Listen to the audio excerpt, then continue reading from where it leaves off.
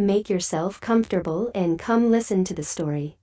Many years ago there lived a woman and her son, called Jack. She gave him everything he asked for, until one day there was nothing left. All they had of any value was their old cow, so the woman sent Jack to sell her. He hadn't gotten far when he met a strange little man. "Where are you going with that cow?" he asked. "To the market," said Jack. "No need," said the man. "I'll give you these beans for her." Jack was such a foolish fellow that he agreed. 1, 2, 3, 4, 5 beans the stranger counted out, and Jack ran home to tell his mother. But his mother wasn't pleased at all. "You good-for-nothing boy," she shouted, and threw Jack's beans out of the window. The next morning there was a marvelous beanstalk, as strong as an oak tree, growing right up to the sky. Without a thought, Jack climbed up it and found himself in another country. He found a giant's castle and persuaded the giant's wife to feed him. But then he heard heavy footsteps and a loud voice saying,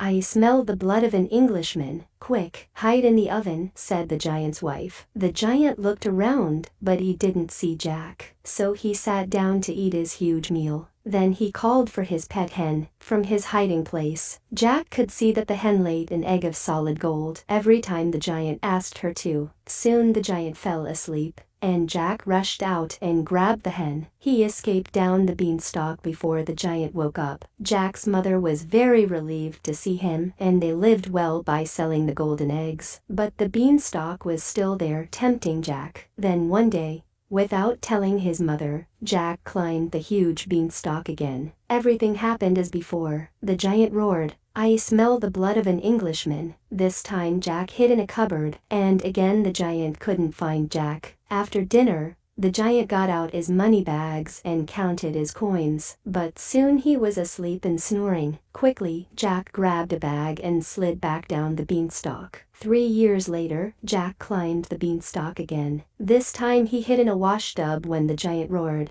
"I smell the blood of an Englishman." The giant looked for Jack, but didn't find him. Then the giant asked his wife to get the golden harp. Soon he fell asleep. Jack crept out of the washtub and grabbed the harp, but the harp cried out, "Help, I'm being stolen." The giant woke up and chased Jack to the top of the beanstalk. But Jack was lighter than the giant and reached the bottom quickly. He flung down the harp and grabbed an axe to chop the beanstalk. It crashed down, and that was the end of the giant. It was also the end of Jack's adventures. He lived happily with his mother, along with the hen that laid eggs of solid gold, and the harp that sang beautiful songs.